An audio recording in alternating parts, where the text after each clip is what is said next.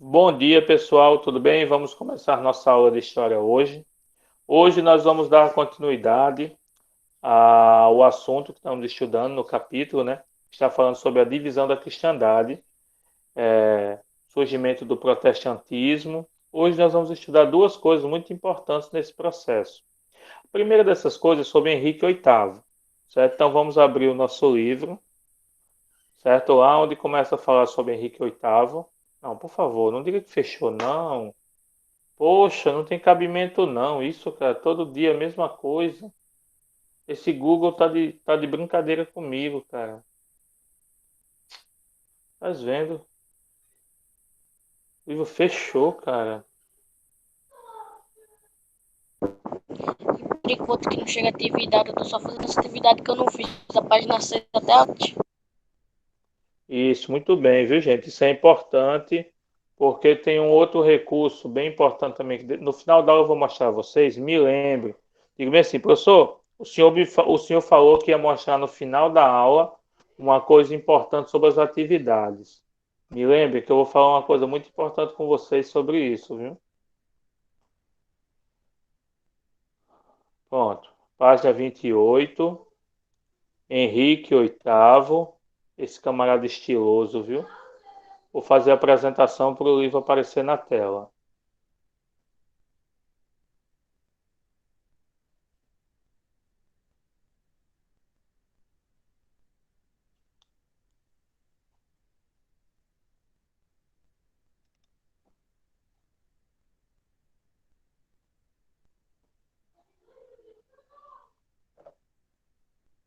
Pronto, gente. Aí vocês veem o livro na tela, né? Nós vamos começar daí. Bom, a situação de Henrique é muito interessante, certo? Henrique VIII, ele vai fazer uma coisa muito interessante por um motivo fútil, vamos dizer assim, né? Motivo fútil. Talvez alguns venham achar que o motivo dele não é fútil, mas para mim o motivo dele foi fútil. Mas vamos saber o que é isso, né? Por favor, começa aí, por gentileza, a leitura. Stephanie, por gentileza, Stephanie, começa a leitura. Depois de Stephanie, Letícia, por favor. E depois de Letícia, Maria Luísa.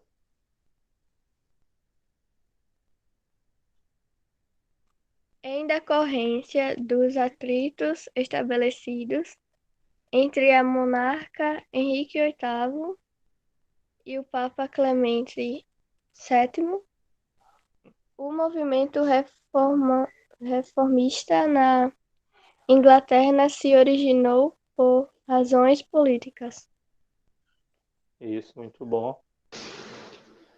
Para promover o confisco das terras clericais na Inglaterra e fortalecer as finanças do Estado, o monarca Henrique VIII provocou uma situação de rompimento com a Igreja de Roma. Casado com Catarina de Aragão, filha de Fernando de Aragão e Isabel de Castela, reis espanhóis, Henrique VIII solicitou ao Papa a anulação do seu casamento.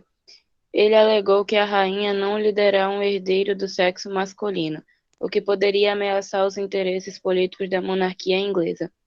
A recusa do Papa em considerar o divórcio acabou se transformando no pretexto para a ruptura oficial do Estado com a Igreja Católica. A igreja, Vai, Luísa. a igreja anglicana foi criada pelo Ato da Supremacia de 1534. O monarca inglês era a principal autoridade da nova igreja. Ok, agora eu quero que Felipe, Samuel e Fábio leiam os três últimos, por favor.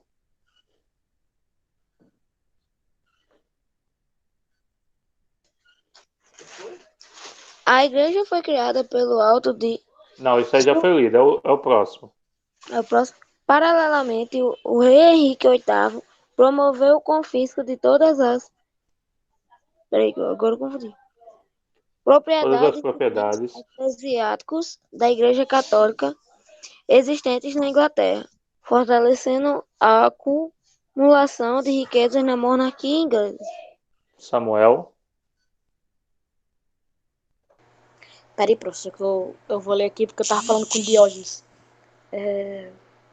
A partir do reinado de Elizabeth I, 1558 a 1603, filha de Henrique VIII, com Ana Bolena, o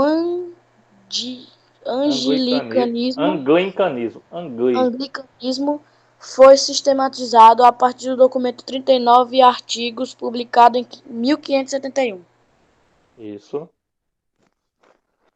Na verdade, o anglicanismo manteve a formalidade dos ritos católicos e a hierarquia eclesiástica, adotando, por outro lado, o conteúdo protestante, supressão do celibato clerical e do culto ao sonho de salvação pela graça, batismo e Eucaristia como sacramentos, e a subordinação à autoridade do Estado já pregada pelo luteranismo. Ok, gente, vamos lá, vamos entender o que é que aconteceu na Inglaterra que surgiu a igreja anglicana. Então, primeira coisa, desde que começou esse movimento de racha, né, em que estavam Lutero com suas ideias, João Calvino com suas ideias, a burguesia começou a perceber que isso era uma excelente oportunidade de tomar as riquezas da igreja para si próprio.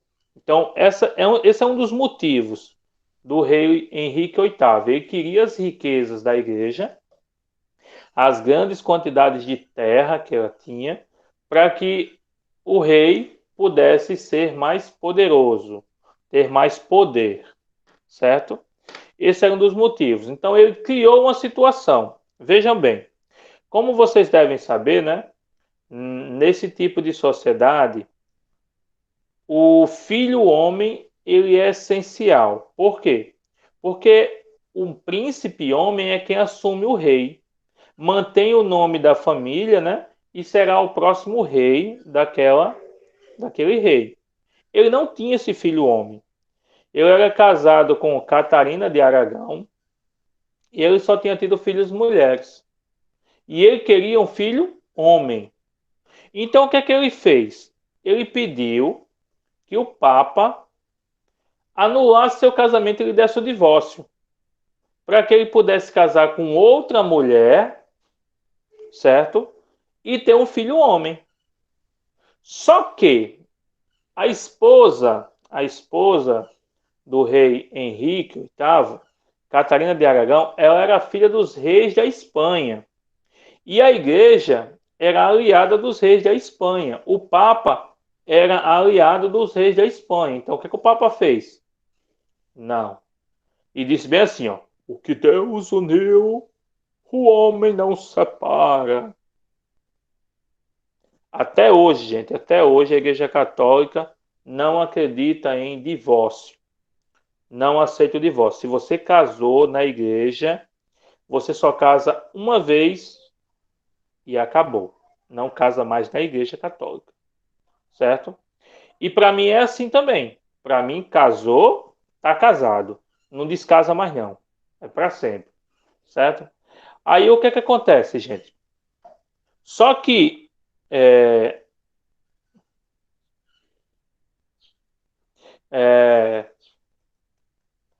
ele não conseguindo o divórcio, aí ele teve a situação que ele queria. Então ele criou um conflito com a igreja, pegou o exército do rei, invadiu todas as igrejas, expulsou padres, expulsou monges católicos, expulsou tudo que é católico da igreja.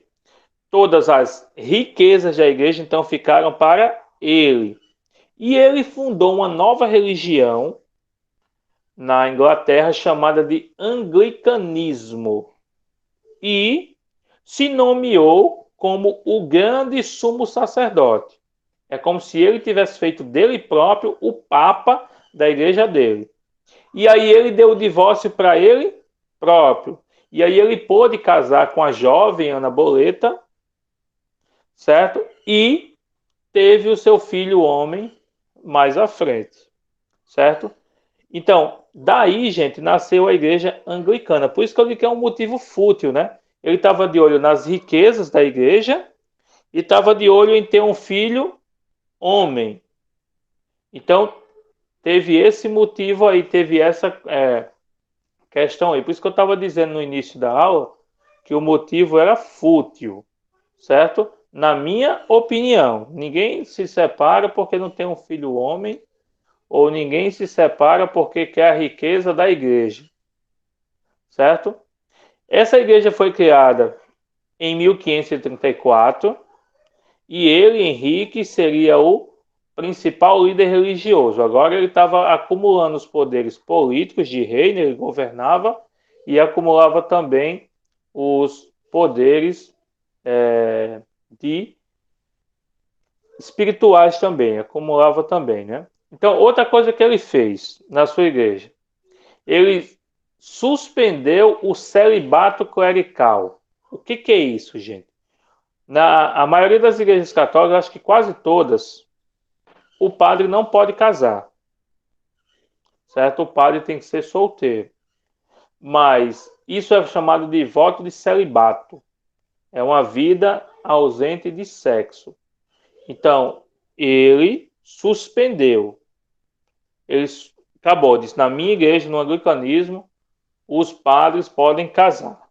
Então, na igreja anglicana, que é reconhecida como católica também, viu, gente? Os padres casam-se. Por isso que às vezes vocês veem alguns filmes nos Estados Unidos que os padres são casados. É porque fazem parte da igreja anglicana, que também é uma igreja católica, certo? Então, ele fez uma série de pequenas mudanças que ele achou que deveria fazer e de acordo com as crenças que ele acreditava que eram as crenças de Lutero, em muitas coisas, certo? Dúvida, gente, sobre esse ponto que a gente falou aqui agora? Alguma dúvida? Note, né? Certo. Notebook? Tá certo, beleza. Então vamos continuar. Agora nós vamos falar, gente, da Contra-Reforma. Passando aqui, Contra-Reforma. Tá bom? Página 30, certo? Contra-Reforma, página 30.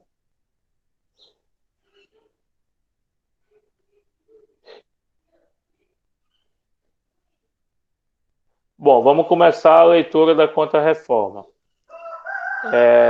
Eu queria deixa eu ver quem ainda não leu dos que estão aqui, né?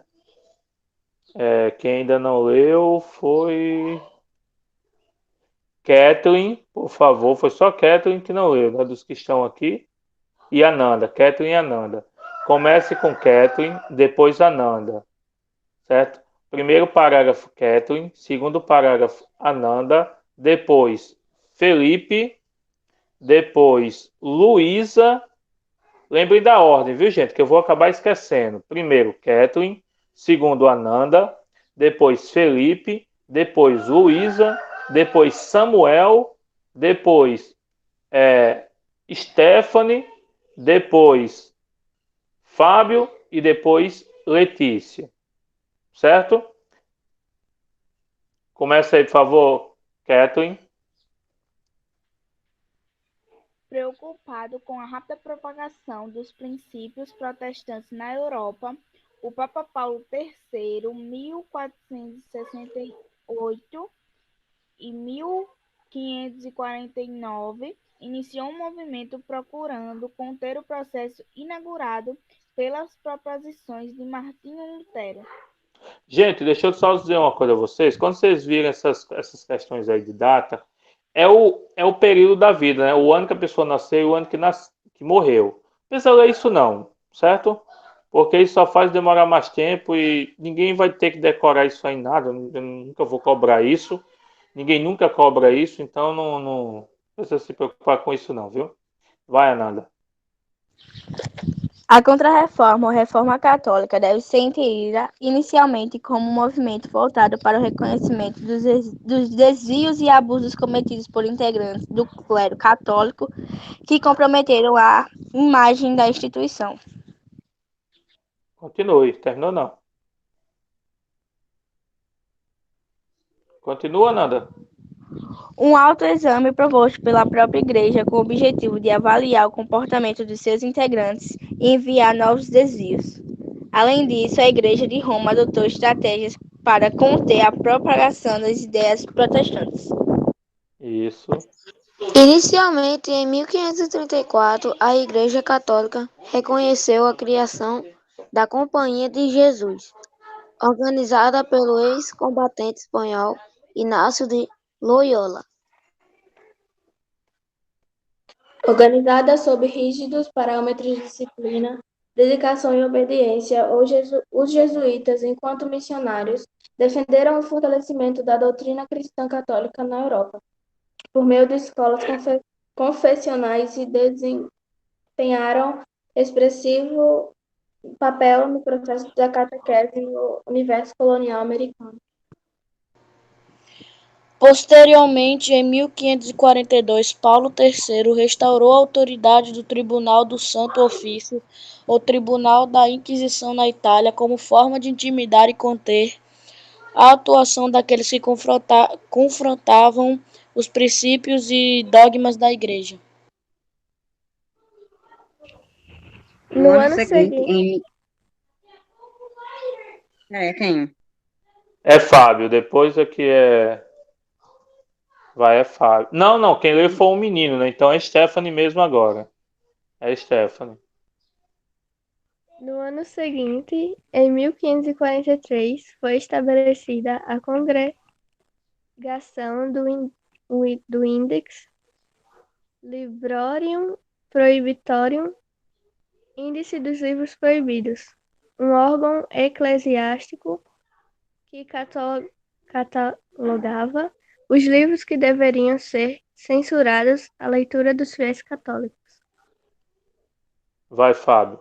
As Letícia obras fica dos para a próxima. reformadores, protestantes, escritores, renascentistas ou qualquer produção literária que contrariassem os dogmas da Igreja eram censuradas à comunidade católica.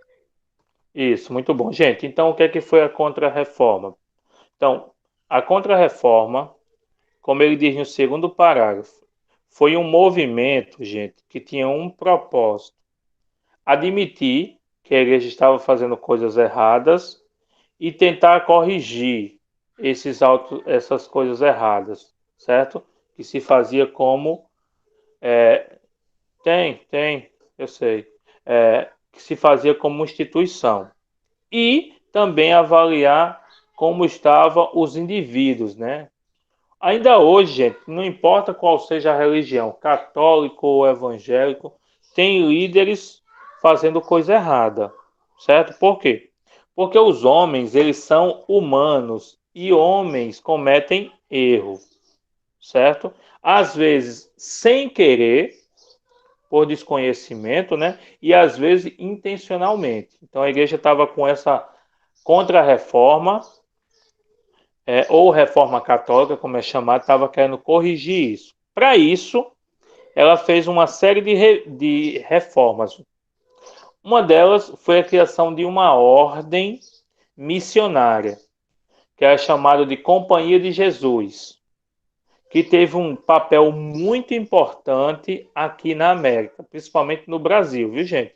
Que são os padres jesuítas. O líder dessa ordem era um ex-combatente chamado de Inácio de Loyola. Então, os padres que fossem fazer parte dessa Companhia de Jesus iam passar por rígidos parâmetros disciplinares e educacionais para se tornarem missionários e defender os interesses da igreja e, principalmente, impedir que outras pessoas saíssem da igreja católica e fossem se tornar protestantes. Então, essa foi a primeira medida que ele tomou, foi a criação da Companhia de Jesus. Segundo, gente, foi a volta à atividade do Tribunal do Santo Ofício, Tribunal da Inquisição, na Itália. Então, a ideia era o quê? Com o tribunal funcionando, as pessoas iam parar de falar contra os dogmas da igreja, certo? Eles queriam assustar as pessoas, porque vocês lembram, né? Que a gente falou que no tribunal as pessoas eram castigadas quando cometiam pecados, heresias, né? ou até mesmo eram mortas, como aconteceu com os reformadores que falamos. E criou também, gente, outra coisa que fez foi criar o índice de livros proibidos. Criou uma lista de livros que eram proibidos, que as pessoas não podiam ler. Quem fosse pego lendo esses livros, eles iam entender que tinham a intenção de sair da igreja ou então de difamar a igreja. As pessoas podiam ir, inclusive, para o tribunal do Santo Ofício. Certo?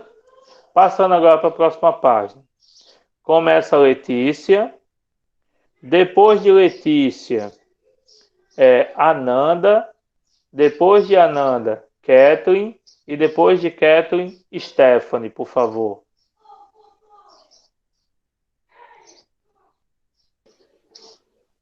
Por fim, entre 1545 a 1563, a Igreja organizou o Concílio de Trento na cidade italiana do mesmo nome, que apresentou novas medidas para o futuro da fé cristã católica.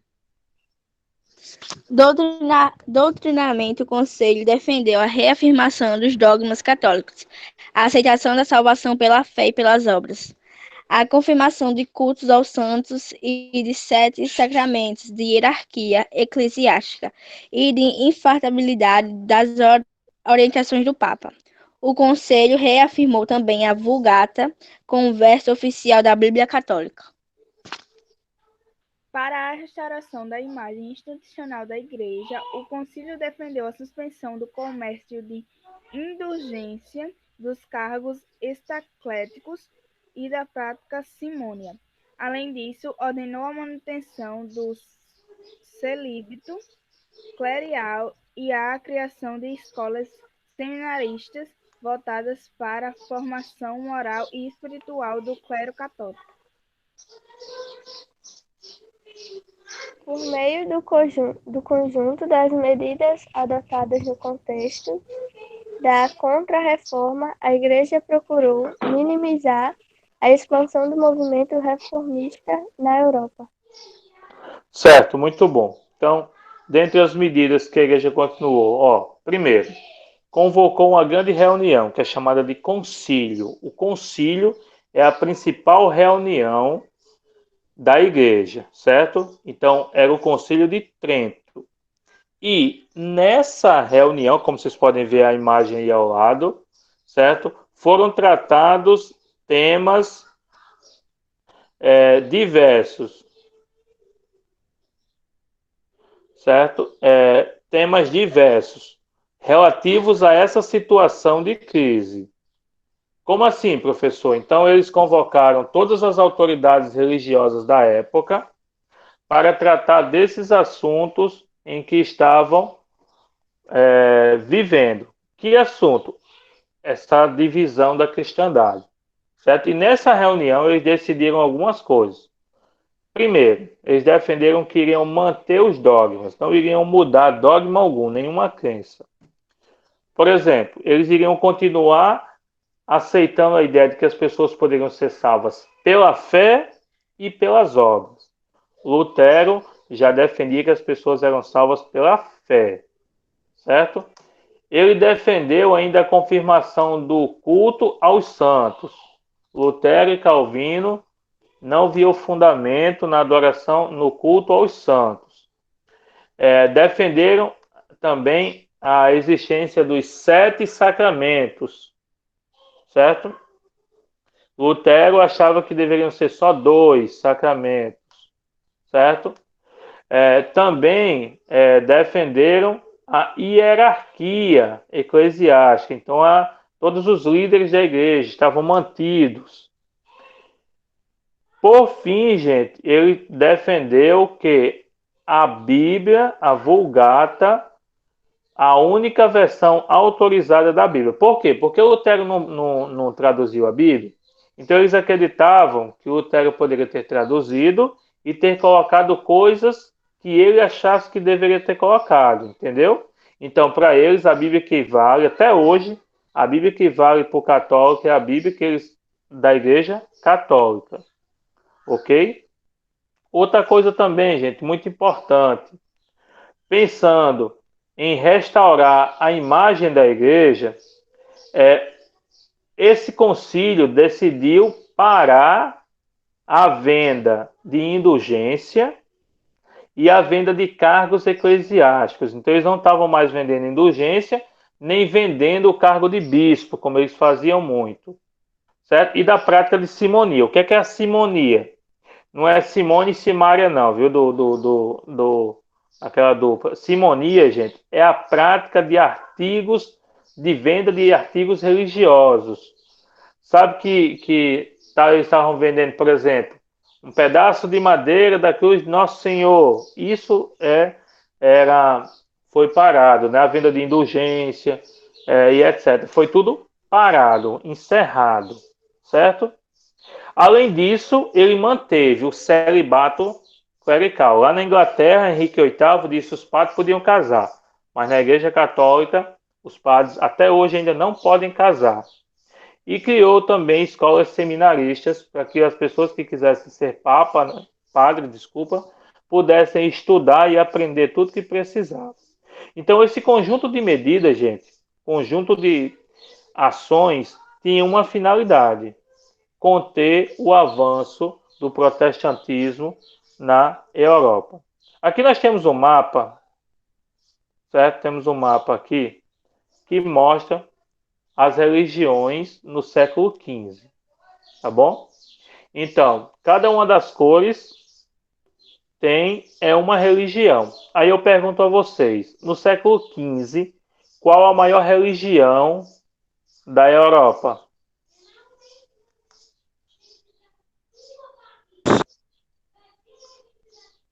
Hein, gente? Qual é a maior religião da Europa? Olhando para esse mapa.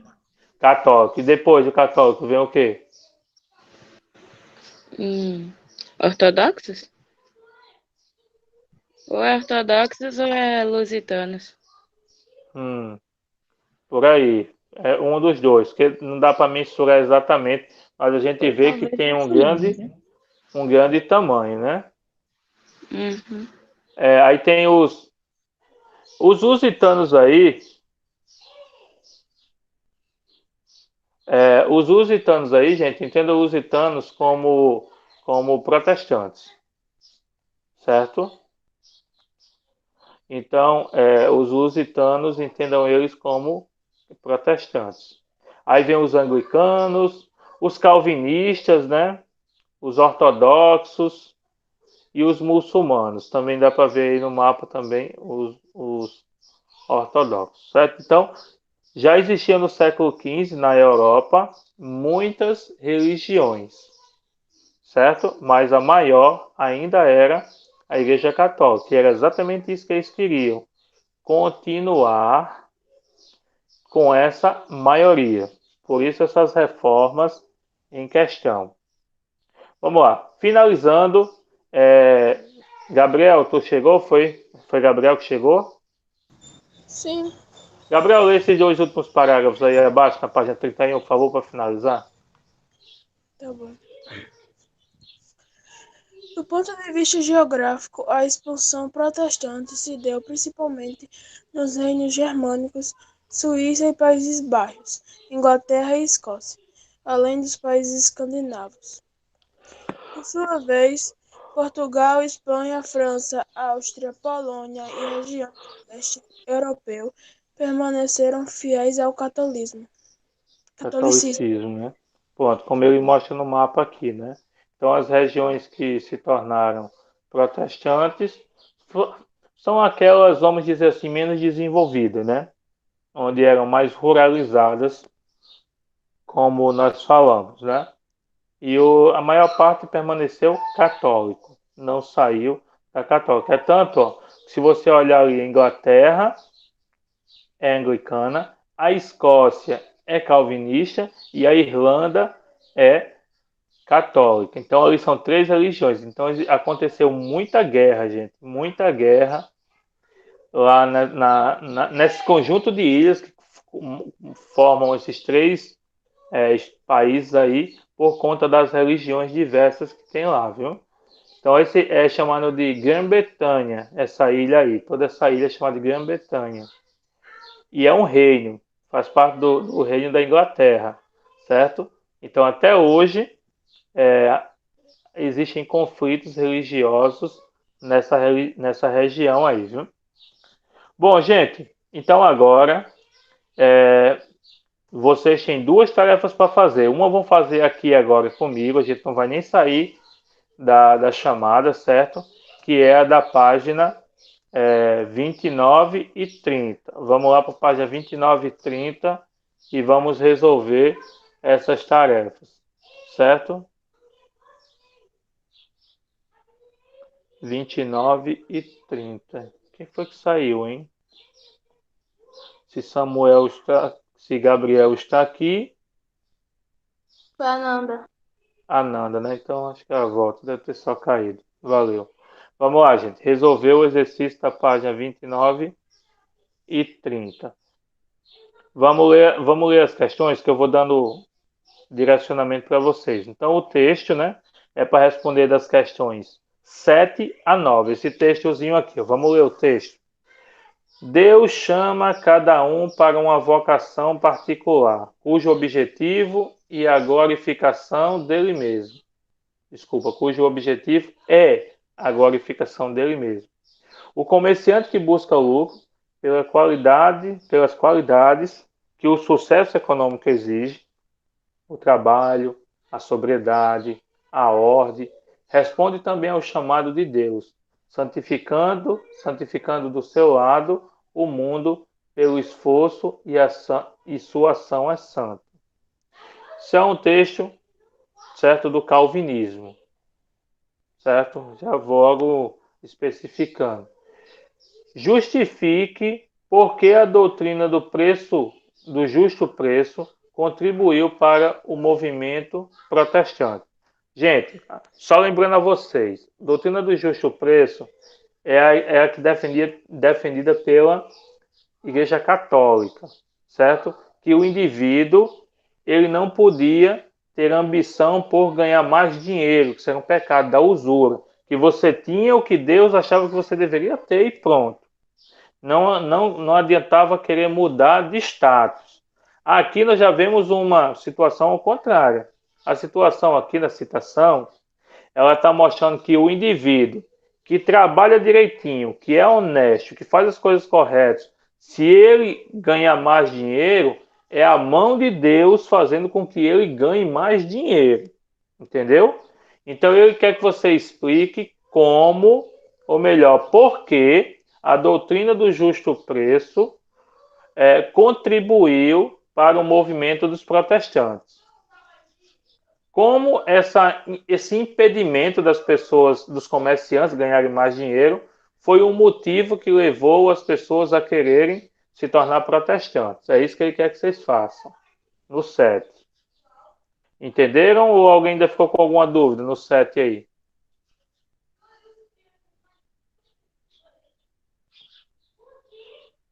Hein, gente?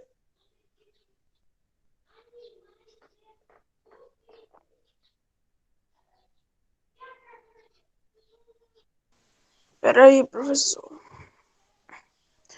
Eu achei agora o meu livro porque tava difícil eu achar. Tô morrendo aqui de torcicolo.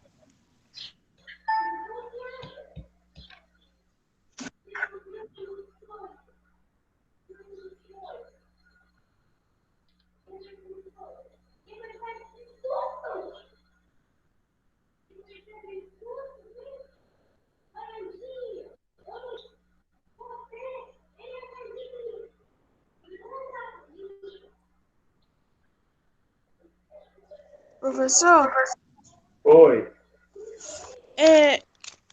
já foi feito 29 e 30? É isso que nós estamos fazendo agora.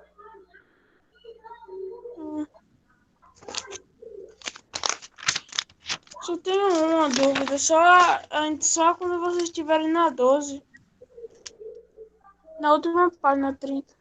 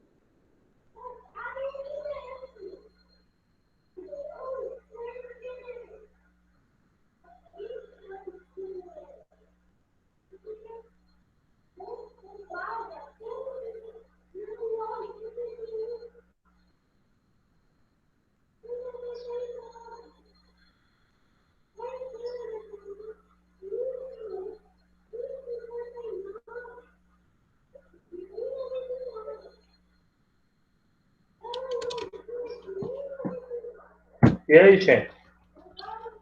Estão conseguindo fazer? Ninguém perguntou nada, para ver se entenderam. Não falaram nada.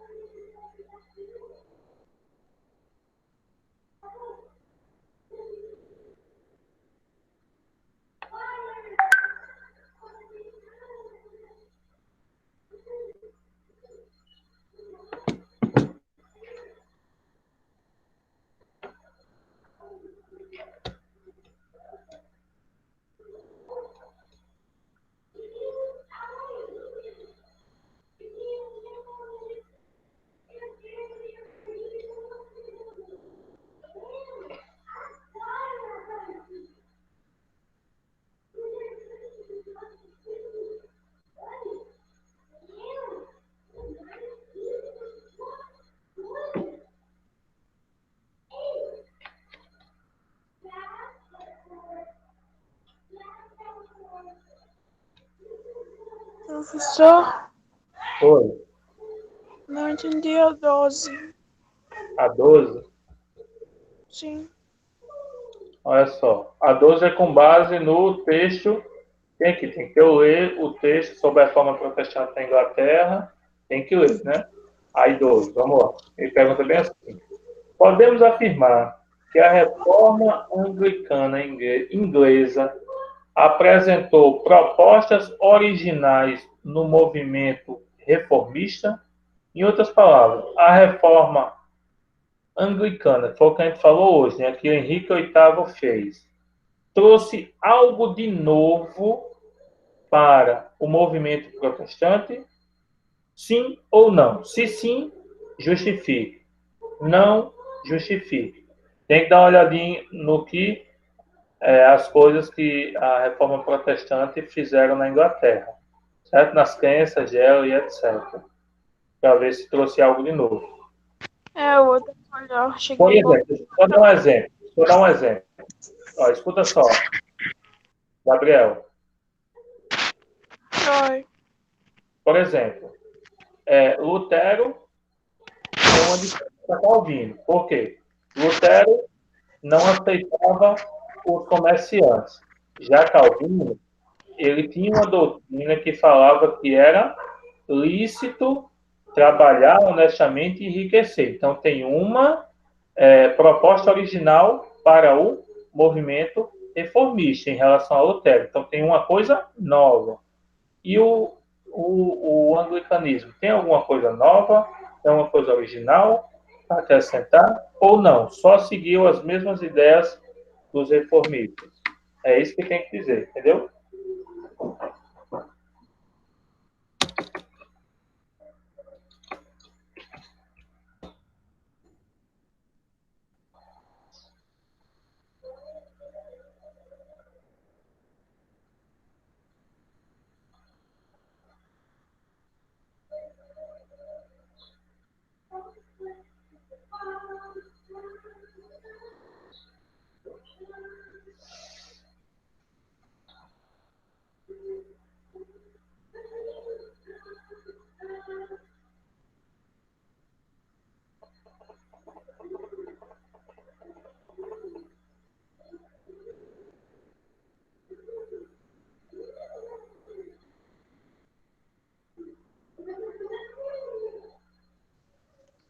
Pelo que eu tô lendo aqui, a igreja anglicana ela teve sim uma alteração no movimento reformista, que ela confiscou todas as propriedades e bens eclesiásticos da Igreja Católica para Não, fortalecer a não, acumulação.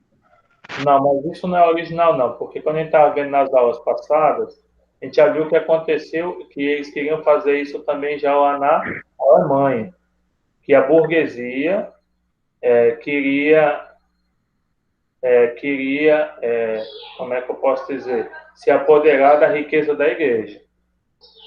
O primeiro exercício é esse, 29 e 30. E quando terminar, o 32 também, página 32. Entendeu? Então, isso a novidade era assim, por exemplo, se o, Lutero, se o anglicanismo acreditasse que não precisava mais se batizar para ser salvo, então essa seria uma doutrina original, certo? Feita pela igreja. Entendeu? Uma doutrina, uma crença.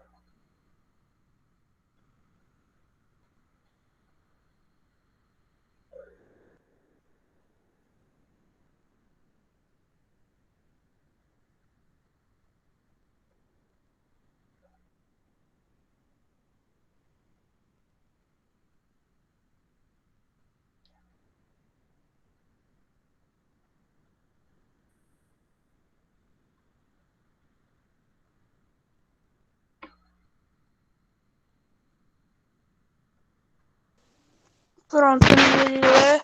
Então, no último parágrafo está dizendo que manteve formalidade dos ritos católicos, hierarquia e eclesiástica. Então, acho que não teve nenhuma alteração. Isso, muito bem.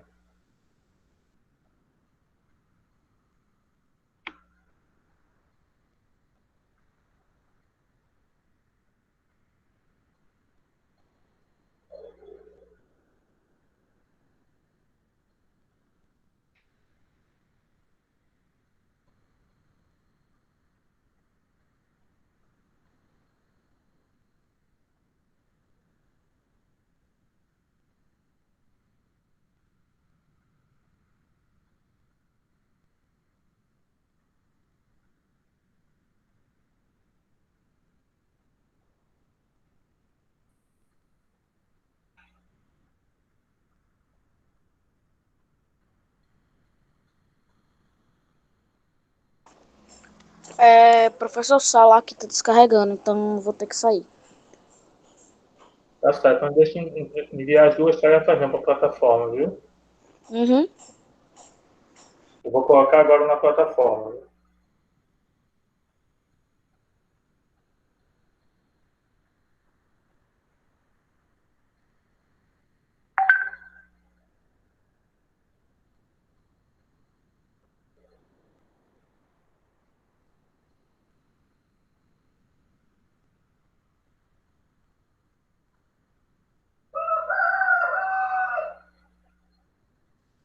A 32 é para fazer sozinho, né? Não, pode fazer aí mesmo. Diz que a gente vai começar por essa. Porque se não desse tempo, faria depois. Mas se você já acabou a primeira, pode fazer aí mesmo. E aproveita para tirar dúvida.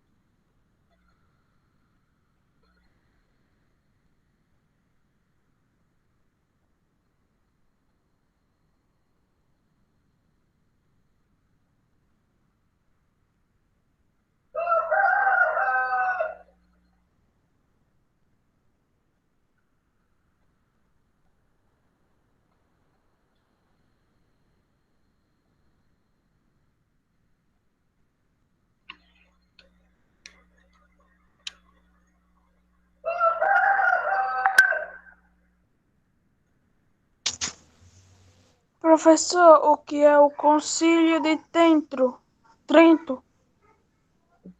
Volte ao início da página 30 aí, deixa eu ver aqui, peraí. Página 30? Certo. Isso. Tá falando que foi o Concílio de Trento logo no início da Contra-Reforma, viu? Tá bom.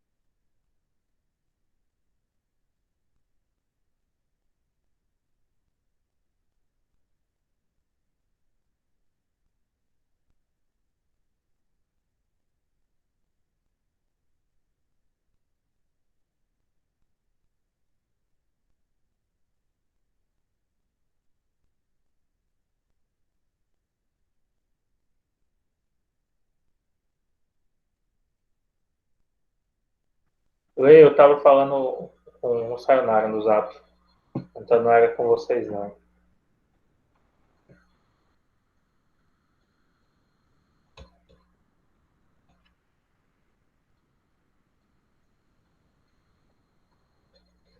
Sim, eu vou desligar.